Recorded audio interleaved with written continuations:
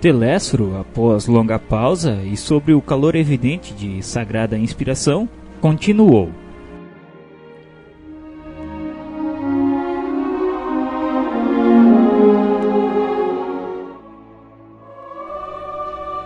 Irmãos nossos, fazem-se ouvir na terra gritos comovedores de sofrimento.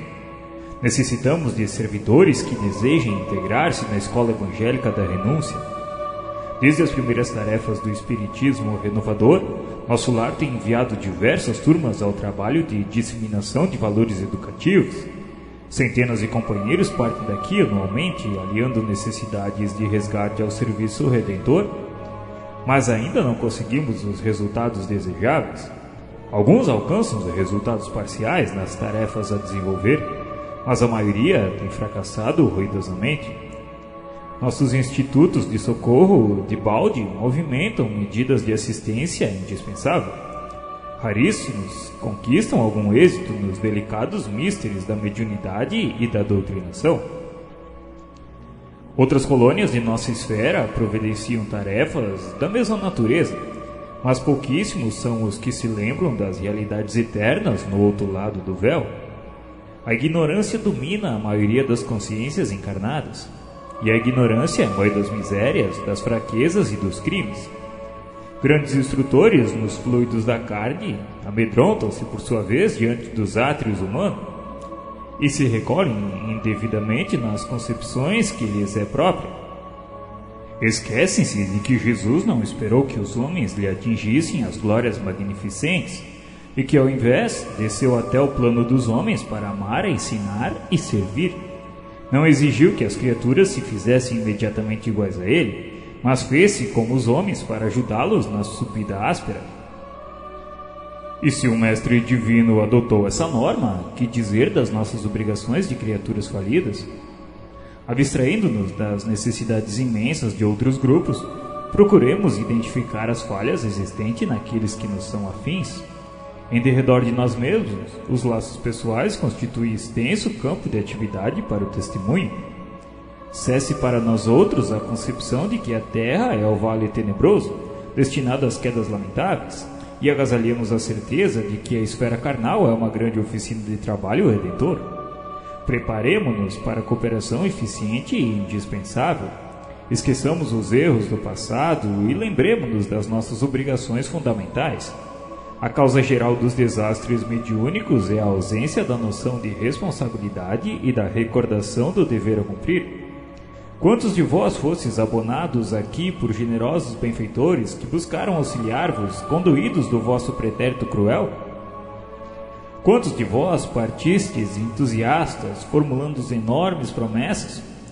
Entretanto, não soubestes recapitular dignamente para aprender e servir conforme os desígnios superiores do Eterno? Quando o Senhor vos enviava possibilidades materiais para o necessário, regressáveis à ambição desmedida? Ante o acréscimo de misericórdia do labor intensificado, agarrastes à ideia de existência cômoda? Junto às experiências afetivas, preferistes os desvios sexuais? Ao lado da família, voltastes à tirania doméstica?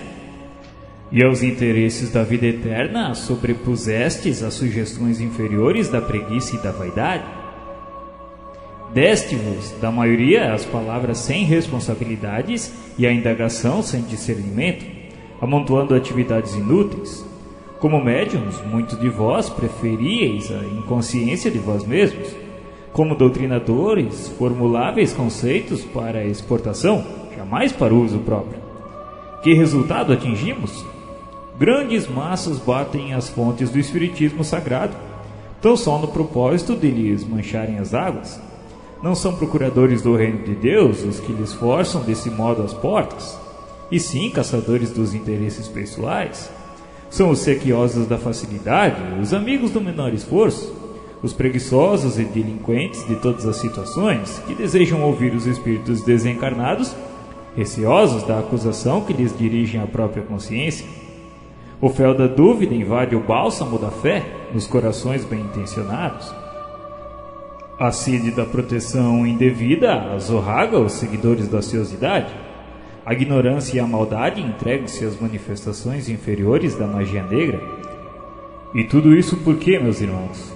Porque não temos sabido defender o sagrado depósito, por termos esquecido em nossos labores carnais que o Espiritismo é revelação divina para a renovação fundamental dos homens. Não atendemos ainda como se faz indispensável a construção do reino de Deus em nós. Contudo, não abandonemos nossos deveres no meio da tarefa. Voltemos ao campo retificando as semeaduras. O Ministério da Comunicação vem incentivando esse movimento renovador. Necessitamos de servidores de boa vontade e leais ao espírito da fé. Não serão admitidos os que não desejarem conhecer a glória oculta da cruz do testemunho, nem atendem aqui os que se aproximem com objetivos diferentes. Aqui estamos todos, companheiros da comunicação, endividados com o mundo, mas esperançosos de êxito em nossa tarefa permanente. Levantemos o olhar. O Senhor renova diariamente nossas benditas oportunidades de trabalho. Mas para atingirmos os resultados precisos, é imprescindível sejamos seguidores da renunciação ao inferior. Nenhum de nós, dos que aqui se encontramos, está livre do ciclo das reencarnações na crosta.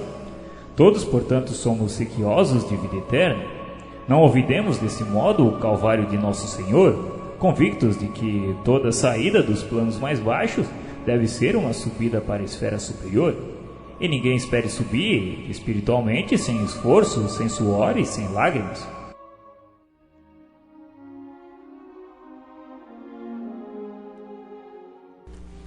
Nesse momento cessou a preleção de Telésforo, que abençoou a Assembleia mostrando o olhar infinitamente brilhante e aceitando em seguida o braço de Aniceto para afastar-se.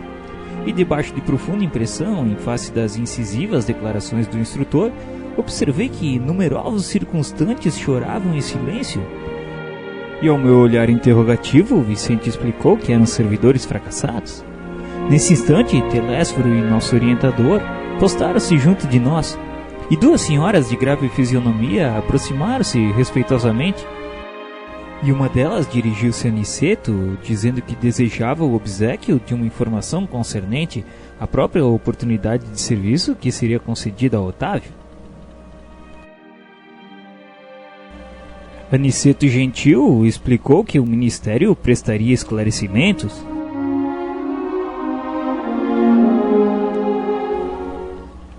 Todavia, eu gostaria de reforçar o meu pedido.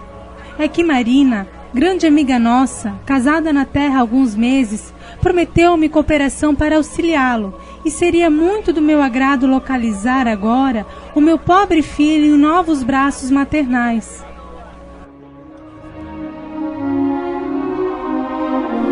Aniceto esboçou um gesto de compreensão, sorriu e esclareceu sem afetação a pobre senhora.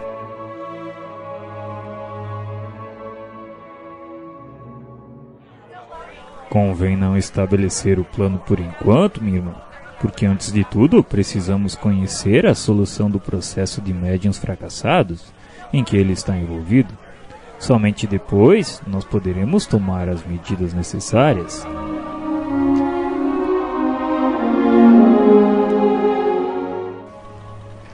Volvi os olhos para Vicente, sem ocultar a surpresa. Mas enquanto as senhoras se retiravam conformadas, Aniceto dirigiu-nos a palavra, dizendo que tinha serviços imediatos em companhia de Telésforo e deixava-nos todos em estudos e observações aqui no centro de mensageiros. E ao que Aniceto se retirou, outro companheiro declarou alegremente que poderíamos conversar. Nosso orientador, André, considera trabalho útil toda a conversação sadia que nos enriqueça os conhecimentos e aptidões para o serviço? Pelas nossas palestras construtivas, portanto, receberemos também a remuneração devida à cooperação normal? E se eu tentasse voltar aos assuntos inferiores da terra, Vicente, esquecendo a conversação edificante? O prejuízo seria somente seu, André, porque aqui a palavra define o espírito, e se você fugisse à luz da palestra instrutiva, nossos orientadores conheceriam sua atitude imediatamente, porquanto sua presença se tornaria desagradável e seu rosto se cobriria de sombra indefinível.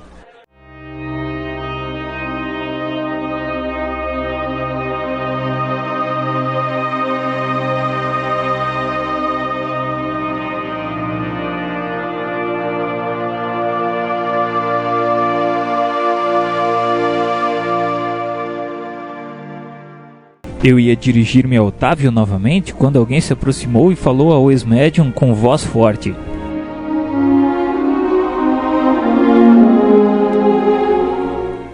Não chores, meu caro. Você não está desamparado. Além disso, pode contar com o devotamento materno. Vivo em piores condições, mas não me faltam esperanças. Sem dúvida, estamos em bancarrota espiritual. No entanto, é razoável aguardarmos confiantes novos empréstimos de oportunidades do tesouro divino. Deus não está pobre. Voltei-me surpreendido e não reconheci o recém-chegado. Dona Isaura fez o obséquio das apresentações. Estávamos diante de Acelino, que partilhara a mesma experiência. E fitando-o triste, Otávio sorriu e advertiu, dizendo que não era um criminoso para o mundo, mas era um falido perante Deus e perante o nosso lar.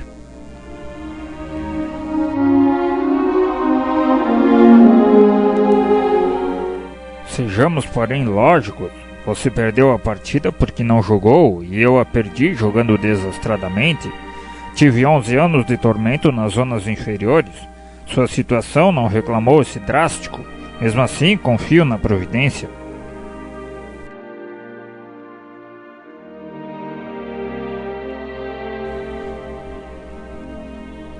Nesse instante, interveio Vicente, acrescentando que cada um de nós tem a experiência que lhe é própria.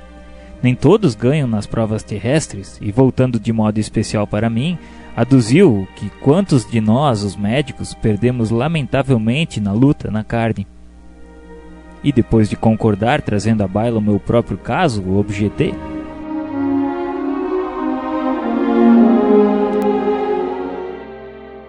Seria, porém, muitíssimo interessante conhecer a experiência de Acelino. Teria sofrido o mesmo acidente de Otávio? Creio de grande aproveitamento penetrar nessas lições.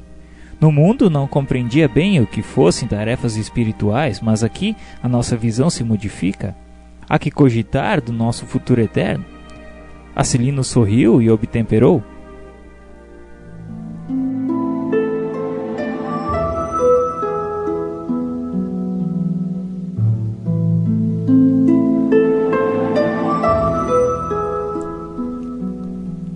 Minha história é muito diferente. Aquela que experimentei apresenta características diversas e, ao meu ver, muito mais graves. Também parti de nosso lar no século findo após receber o valioso patrimônio instrutivo dos nossos assessores.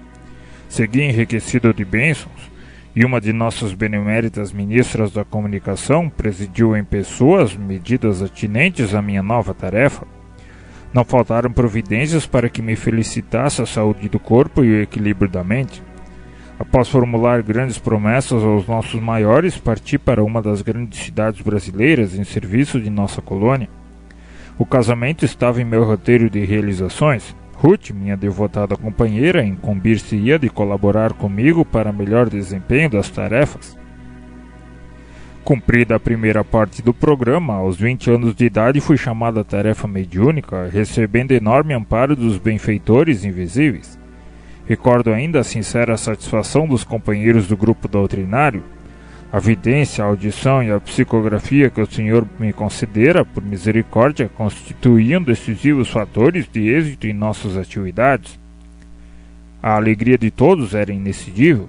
Entretanto, apesar das lições maravilhosas de amor evangélico, inclinei-me a transformar minhas faculdades em fonte de renda material. Não me dispus a esperar pelos abundantes recursos que o Senhor me enviaria mais tarde, após meus testemunhos no trabalho, e eu provoquei eu mesmo a solução dos problemas lucrativos. Não era meu serviço igual aos outros? Não recebiam os sacerdotes católicos romanos a remuneração de trabalhos espirituais e religiosos? Se todos pagávamos por serviços ao corpo, que razões haveria para fugir ao pagamento dos serviços à alma? Amigos inscientes do caráter sagrado da fé aprovavam minhas conclusões egoísticas. Admitíamos que, no fundo, o trabalho essencial era dos desencarnados. Mas também havia colaboração minha, pessoal, como intermediário pelo que devia ser justa a retribuição. Debalde movimentaram seus amigos espirituais, aconselhando-me o melhor caminho. Em vão, companheiros encarnados chamavam-me esclarecimento oportuno. Agarrei-me ao interesse inferior e fixei meu ponto de vista. Ficaria definitivamente por conta dos consulentes. Arbitrei o preço das consultas com bonificações especiais aos pobres e desvalidos da sorte, e meu consultório encheu-se de gente. Interesse enorme foi despertado entre os que desejavam melhoras físicas e soluções de negócios materiais. Grande número de famílias abastadas tomou-me por consultor habitual para todos os problemas da vida. As lições de espiritualidade superior, a confraternização amiga, o serviço redentor do Evangelho e as preleções dos emissários divinos ficaram à distância. Não mais a escola da virtude, do amor fraternal, da edificação superior, e sim a concorrência comercial, as ligações humanas legais ou criminosas, os caprichos apaixonados, os casos de polícia e todo um cortejo de misérias da humanidade em suas experiências menos dignas, transformaram-se completamente a paisagem espiritual que me rodeava. A força de me cercar de pessoas criminosas por questões de ganho sistemático, as baixas correntes mentais dos inquietos clientes, encarceraram-me em sombria cadeia psíquica. Cheguei ao crime de zombar do Evangelho de Nosso Senhor Jesus, esquecido de que os negócios delituosos dos homens de consciência viciada contam igualmente com entidades perniciosas, que se interessam por eles nos planos invisíveis, e transformei a mediunidade em fonte de palpites materiais e baixos avisos. Nesse momento, os olhos do narrador cobriram-se de súbita vermelhidão, estampando-se-lhe fundo horror nas pupilas, como se estivesse revivendo atrozes dilacerações. E continuou. Mas a morte chegou, meus amigos, e arrancou-me a fantasia. Desde o instante da grande transição, a ronda escura dos consulentes criminosos que me haviam precedido no túmulo rodeou-me a reclamar palpites e orientações de natureza inferior. Queriam notícias de cúmplices encarnados, de resultados comerciais, de soluções atinentes a ligações clandestinas. Gritei, chorei, implorei, mas estava algemado a eles por sinistros elos mentais, em virtude da imprevidência na defesa do meu próprio patrimônio espiritual. Durante 11 anos consecutivos, espiei a falta entre eles, entre o remorso e a amargura.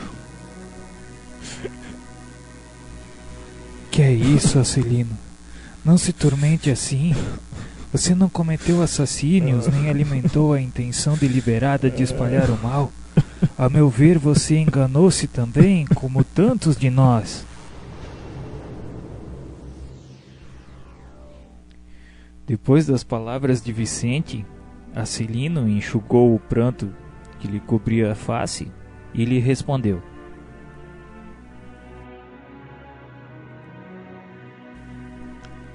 Não fui homicida, nem ladrão vulgar. Não mantive o propósito íntimo de ferir ninguém, nem desrespeitei alheios lares, mas indo aos círculos carnais para servir as criaturas de Deus, nossos irmãos, auxiliando-os no crescimento espiritual com Jesus. Apenas fiz viciados à crença religiosa e delinquentes ocultos, mutilados da fé e aleijados do pensamento. Não tenho desculpas porque estava esclarecido, não tenho perdão porque não me faltou assistência divina. Podem avaliar agora a extensão da minha culpa?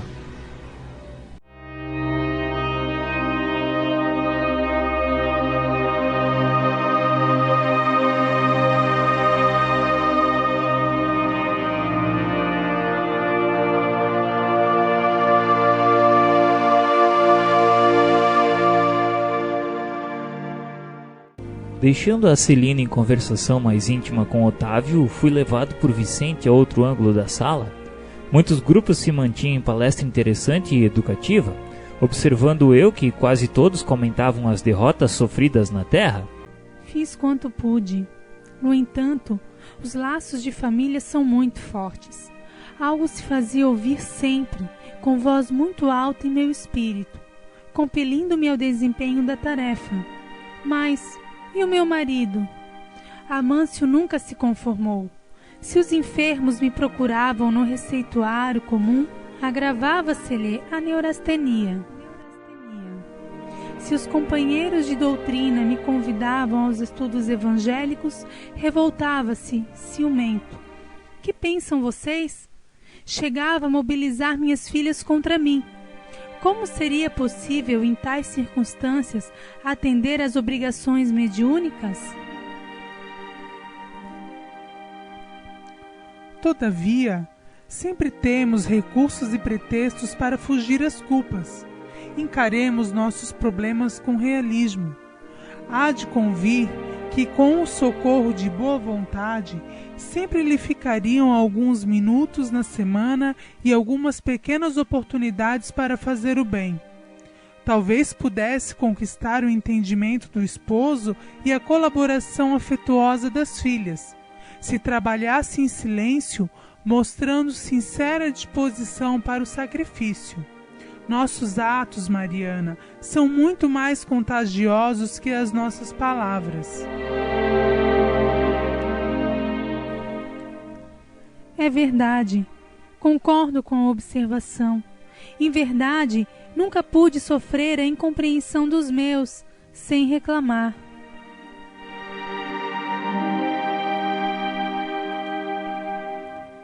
Para trabalharmos com eficiência, é preciso saber calar, antes de tudo. Teríamos atendido perfeitamente aos nossos deveres se tivéssemos usado todas as receitas de obediência e otimismo que fornecemos aos outros. Aconselhar é sempre útil, mas aconselhar excessivamente pode traduzir esquecimentos de nossas obrigações. Assim digo, porque meu caso, a bem dizer, é muito semelhante ao seu. Fomos ao círculo carnal para construir com Jesus, mas caímos na tolice de acreditar que andávamos pela terra para discutir nossos caprichos. Não executei minha tarefa mediúnica, em virtude da irritação que me dominou, dada a indiferença dos meus familiares pelos serviços espirituais. Nossos instrutores aqui muito me recomendaram antes que para bem ensinar é necessário exemplificar melhor. Entretanto, por minha desventura, tudo esqueci no trabalho temporário da terra. Se meu marido fazia ponderações, eu criava refutações. Não suportava qualquer parecer contrário ao meu ponto de vista.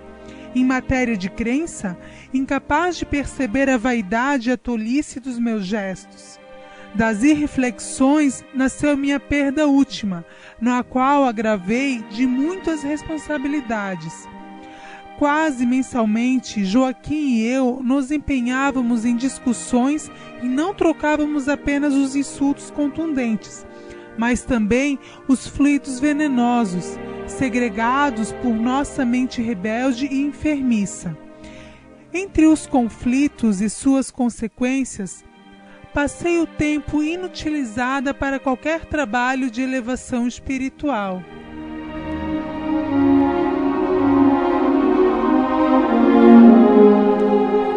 Nesse instante, chamou-me Vicente para apresentar um amigo, e ao nosso lado outro grupo de senhoras conversava animadamente.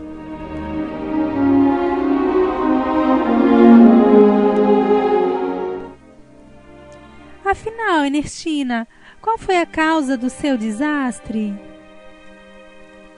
Apenas o medo, minha amiga. Tive medo de tudo e de todos. Foi o meu grande mal. Mas como tudo isso impressiona! Você foi muitíssimo preparada. Recordo-me ainda das nossas lições em conjunto. As instrutoras do esclarecimento confiavam extraordinariamente no seu concurso. Seu aproveitamento era um padrão para nós outras. Sim, minha querida Benita, suas reminiscências fazem-me sentir, com mais clareza, a extensão da minha bancarrota pessoal. Entretanto, não devo fugir à realidade. Fui a culpada de tudo. Preparei-me o bastante para resgatar antigos débitos e efetuar edificações novas. Contudo, não vigiei como se impunha. O chamamento ao serviço ressoou no tempo próprio, orientando-me o raciocínio aos melhores esclarecimentos. Nossos instrutores me proporcionavam os mais santos incentivos, mas desconfiei dos homens, dos desencarnados e até de mim mesma. Nos estudiosos do plano físico, enxergava pessoas de má fé. Nos irmãos invisíveis, presumi encontrar apenas galhofeiros fantasiados de orientadores, e em mim mesma receava as tendências nocivas. Muitos amigos tinham-me em conta de virtuosa, pelo rigorismo das minhas exigências. Todavia, no fundo, eu não passava de enferma voluntária, carregada de aflições inúteis. Foi uma grande infantilidade de sua parte. Você olvidou que na esfera carnal o maior interesse da alma é a realização de algo útil para o bem de todos, com vistas ao infinito e à eternidade. Nesse mister, é indispensável contar com o assédio de todos os elementos contrários, ironias da ignorância, ataques da insensatez, sugestões inferiores de nossa própria animalidade surgirão, com certeza, no caminho de todo trabalhador fiel. São circunstâncias lógicas e fatais do serviço, porque não vamos ao mundo físico para descanso injustificável, mas para lutar pela nossa melhoria, a despeito de todo impedimento fortuito. Compreendo agora. Todavia, o receio das mistificações prejudicou minha bela oportunidade. Minha amiga, é tarde para lamentar. Tanto tememos as mistificações que acabamos por mistificar os serviços do Cristo.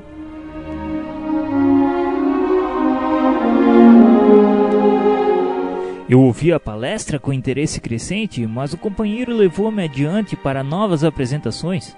Atendi a esses agradáveis deveres da sociedade de nosso lar, mas para não perder ensejo de instruir-me, continuava atento às conversações em torno. Alguns cavalheiros mantinham discreta permuta de pareceres. Reconheço que fali e muito já espiei nas regiões inferiores, mas aguardo novos recursos da providência divina. E porventura faltou-lhe, porém, bastante orientação para o caminho? Explico-me. Faltou-me o amparo da esposa. Enquanto a tive a meu lado, verificava-se profundo equilíbrio em minhas forças psíquicas. A companhia dela, sem que eu pudesse explicar, compensava-me todo o gasto de energia mediúnica. Minha noção de balanço estava nas mãos da minha querida Adélia. Esqueci-me, porém, de que o bom servo deve estar preparado para o serviço do Senhor em qualquer circunstância. Não aprendi a ciência de conformação e nem me resignei a percorrer sozinha as estradas humanas. Quando me senti sem a dedicada companheira arrebatada pela morte, amedrontei-me por sentir-me em desequilíbrio e erradamente procurei substituí-la e fui acidentado. Extremamente ligado a entidades malfazejas, minha segunda mulher, com seus desvarios, arrastou-me a perversões sexuais de que nunca me supusera capaz. Voltei insensivelmente ao convívio de criaturas perversas e, tendo começado bem, acabei mal. Meus desastres foram enormes, entretanto, embora reconheça a minha deficiência, entendo ainda hoje que o triunfo, mesmo no futuro, ser-me-á muito difícil sem a companhia bem amada. Tornara-se a palestra sumamente interessante. Desejava acompanhar-lhe o curso, mas Vicente chamou-me a atenção para outro assunto e era necessário acompanhá-lo.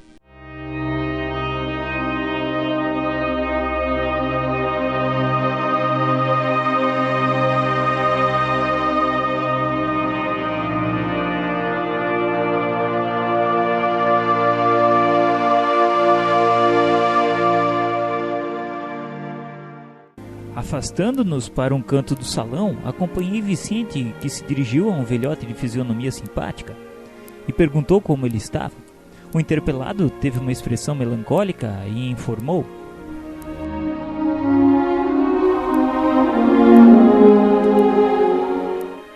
Graças à bondade divina, sinto-me bastante melhorado.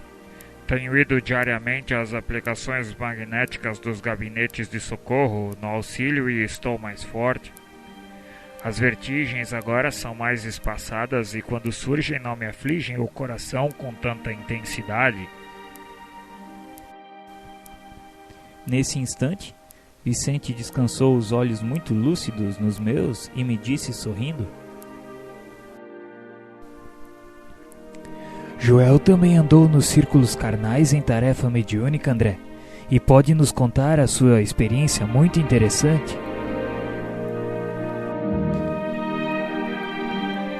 O novo amigo, que me parecia um enfermo em princípios de convalescença, esboçou um melancólico sorriso e falou: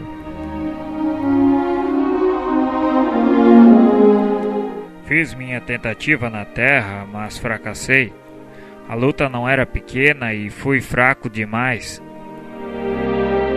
O que mais me impressiona no caso dele, André, é a moléstia que o acompanhou até aqui e persiste ainda agora. Joel atravessou as regiões inferiores com dificuldades extremas. Após demorar-se por lá muito tempo, voltando ao Ministério do Auxílio, perseguido de alucinações estranhas relativamente ao pretérito. Minha tarefa mediúnica exigia sensibilidade mais apurada e quando me comprometi à execução do serviço fui ao Ministério do Esclarecimento, onde me aplicaram um tratamento especial que me aguçou as percepções. Necessitava condições sutis para o desempenho dos futuros deveres. Assistentes amigos desdobraram-se em obséquios por me favorecerem e parti para a terra com todos os requisitos indispensáveis ao êxito das minhas obrigações. Infelizmente, porém... Mas por que perdeu as realizações? Tão só em virtude da sensibilidade adquirida, Joel? Não perdi pela sensibilidade, mas pelo seu mau uso. Imagine que, como um cabedal desta natureza, ao invés de auxiliar os outros, perdi-me a mim mesmo. É que, segundo concluo agora, Deus concede a sensibilidade apurada como espécie de lente poderosa, que o proprietário deve usar para definir roteiros, fixar perigos e vantagens do caminho, localizar obstáculos comuns, ajudando ao próximo e a si mesmo. Procedi, porém, ao inverso, não utilizei a lente maravilhosa do Mister Justo, deixando-me empolgar pela curiosidade doentia. Apliquei-a tão somente para dilatar minhas sensações. No quadro dos meus trabalhos mediúnicos estava a recordação de existências pregressas, como expressão indispensável ao serviço de esclarecimento coletivo e benefício aos semelhantes, que me fora concedido realizar. Mas existe uma ciência de recordar que não respeitei como deveria. Ao primeiro chamado da esfera superior, acorri apressado. Senti intuitivamente a vívida lembrança de minhas promessas em nosso lar. Tinha o coração repleto de propósitos sagrados. Trabalharia. Espalharia muito longe a vibração das verdades eternas. Contudo, aos primeiros contatos com o serviço, a excitação psíquica fez rodar o mecanismo de minhas recordações adormecidas, como o disco sobre a agulha da vitrola.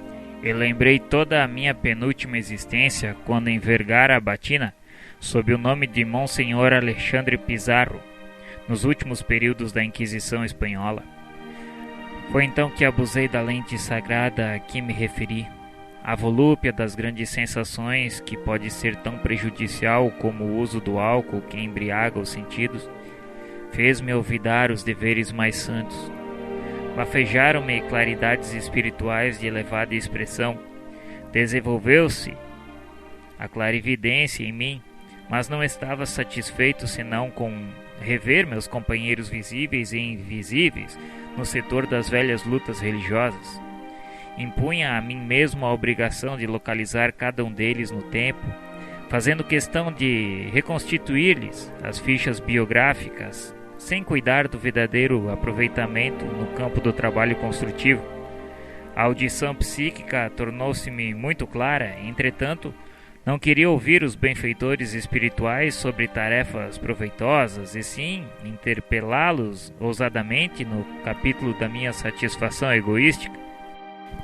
Despendi um tempo enorme dentro do qual fugia aos companheiros que me vinham pedir atividades ao bem do próximo. engolfado em pesquisas referentes à Espanha do meu tempo. Exigia notícias de bispos, de autoridades políticas da época, de padres, amigos que haviam errado tanto quanto eu mesmo. Não faltaram generosas advertências. Frequentemente os colegas do nosso grupo espiritista chamavam minha atenção para os problemas sérios de nossa casa. Eram sofredores que nos batiam à porta, situações que reclamavam testemunho cristão. Tínhamos um abrigo de órfãos em projeto, um ambulatório que começava a nascer e, sobretudo, os serviços semanais de instrução evangélica nas noites de terças e sextas-feiras. Mas qual eu não queria saber senão das minhas descobertas pessoais. Esqueci que o Senhor me permitia aquelas reminiscências, não por satisfazer-me a vaidade, mas para que entendesse a extensão dos meus débitos para com os necessitados do mundo e me entregasse a obra de esclarecimento e conforto aos feridos da sorte. Contrariamente à expectativa dos abnegados amigos que me auxiliaram na obtenção da oportunidade sublime, não me movi no concurso fraterno e desinteressei-me da doutrina consoladora que hoje revive o Evangelho de Jesus entre os homens. Somente procurei a rigor os que se encontravam afins comigo desde o pretérito. Nesse propósito, descobri com evidentes sinais de identidade personalidades outrora eminentes em relação comigo. Reconheci o senhor Higínio de Salcedo, grande proprietário de terras que me havia sido magnânimo protetor perante as autoridades religiosas da Espanha, reencarnado como proletário inteligente e honesto, mas em grande experiência de sacrifício individual. Revi o velho Gaspar de Lorenzo, figura solerte de inquisitor cruel, que me quisera muito bem, reencarnado como paralítico e cego de nascença. E desse modo, meu amigo, passei a existência de surpresa em surpresa, de sensação em sensação. Eu que renascera recordando para edificar alguma coisa de útil, transformei a lembrança em viciação da personalidade. Perdi a oportunidade bendita de redenção, e o pior é o estado de alucinação em que vivo. Com o meu erro, a mente desequilibrou-se e as perturbações psíquicas constituem doloroso martírio. Estou sendo submetido a tratamento magnético de longo tempo.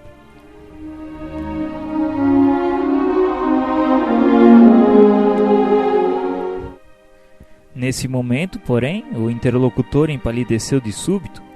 Os olhos desmensuradamente abertos vagavam como se fixassem quadros impressionantes muito longe da nossa perspectiva. Depois cambaleou, mas Vicente o amparou de pronto e, passando-lhe a destra na fronte, pediu para que ele não se entregasse às impressões do passado e voltasse ao presente de Deus. Eu, profundamente admirado, notei que o convalescente regressava à expressão normal, esfregando os olhos.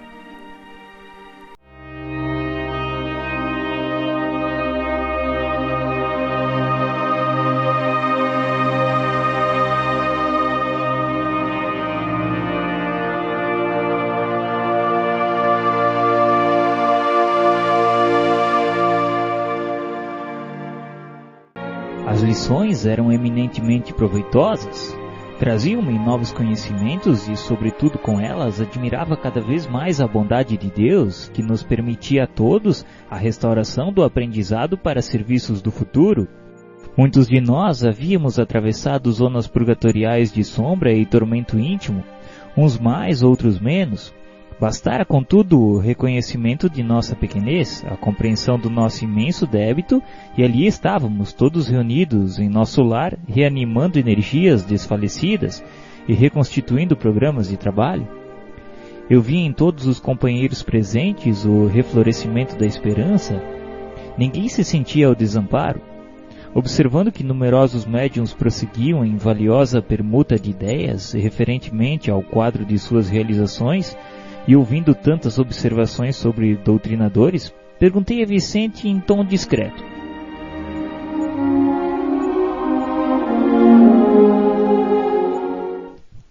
Vicente, não seria possível, para minha edificação, consultar a experiência de algum doutrinador em trânsito por aqui? Recolhendo notícias de tantos médiuns com enorme proveito, creio que não deva perder essa oportunidade. Estou de acordo, André. Se é de seu interesse, procuremos Belarmino Ferreira. Ele é meu amigo há alguns meses.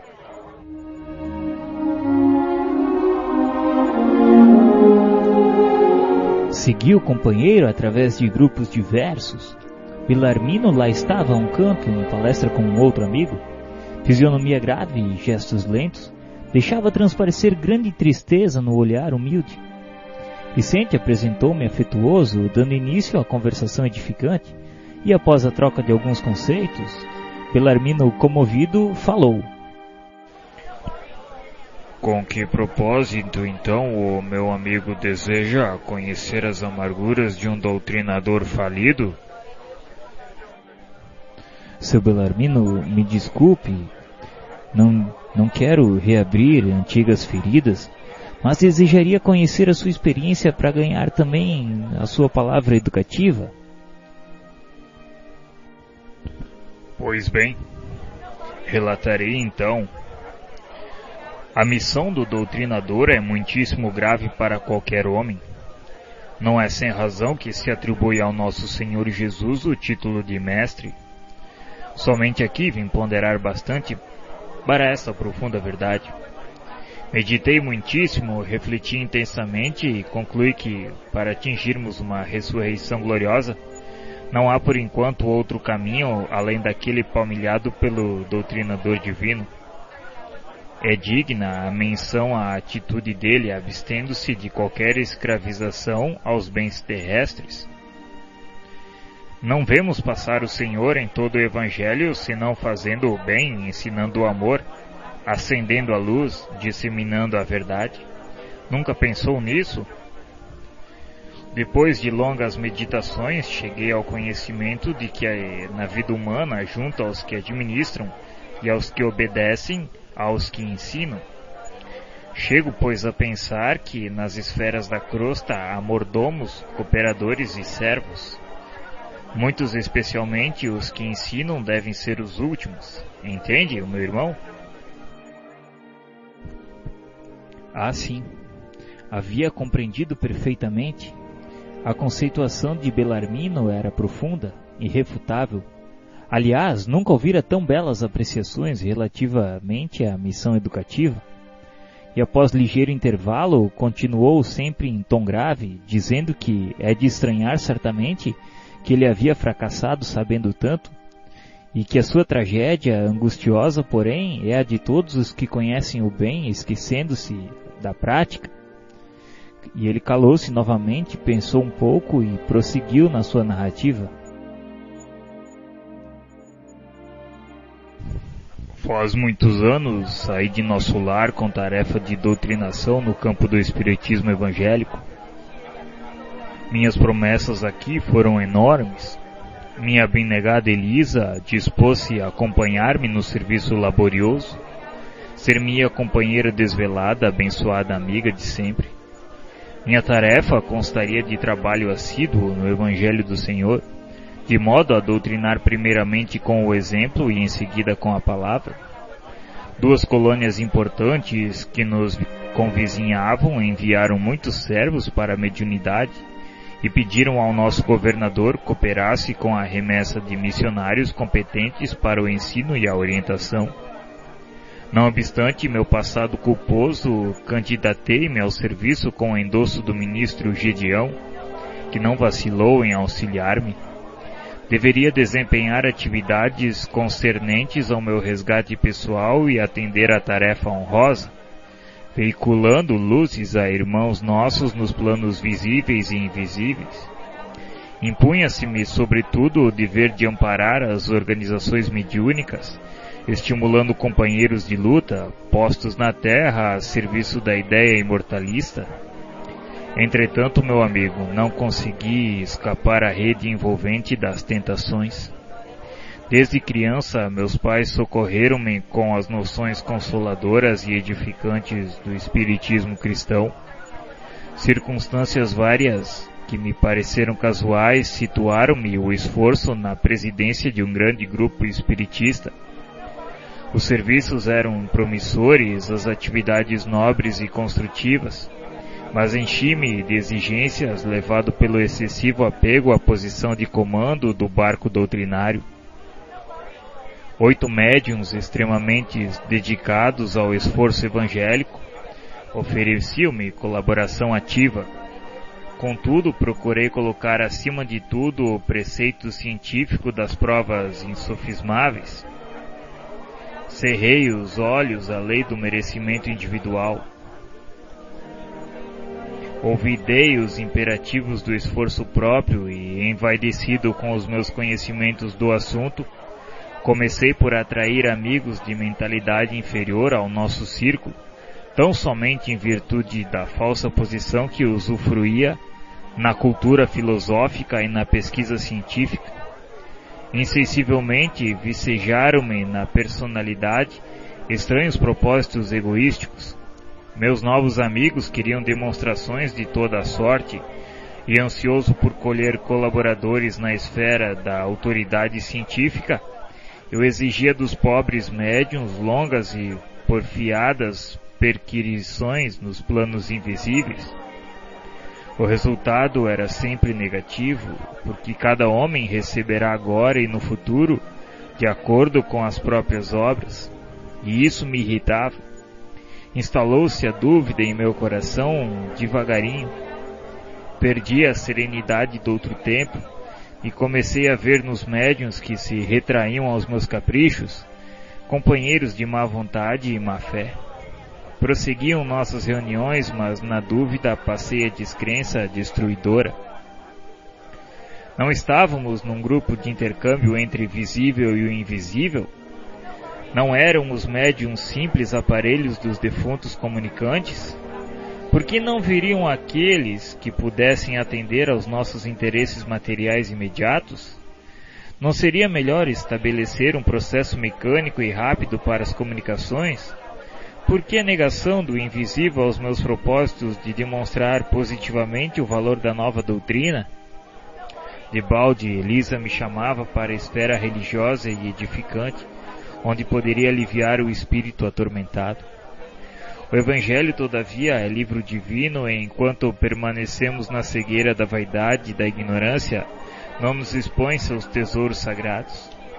Por isso mesmo taxava-o de velharia, e de desastre a desastre, antes que me firmasse na missão de ensinar, os amigos brilhantes do campo de cogitações inferiores da Terra arrastaram-me ao negativismo completo. Do nosso agrupamento cristão, onde poderia edificar construções eternas, transferi-me para o movimento não da política que eleva, mas da politicalha inferior, que impede o progresso comum e estabelece a confusão nos espíritos encarnados. Por aí estacionei muito tempo, desviado dos meus objetivos fundamentais, porque a escravidão ao dinheiro me transformara os sentimentos. E foi assim, até que acabei meus dias com uma bela situação financeira no mundo e um corpo crivado de enfermidades, com um palácio confortável de pedra e um deserto no coração. A revivência da minha inferioridade antiga religou-me a companheiros menos dignos no plano dos encarnados e desencarnados, e o resto, meu amigo, poderá avaliar. Tormentos, remorsos, expiações. Mas como não ser assim? Como aprender sem a escola, sem retomar o bem e corrigir o mal? Sim, Belarmino, você tem razão. Tenho a certeza de que não vim tão só ao centro de mensageiros, mas também ao centro das grandes lições.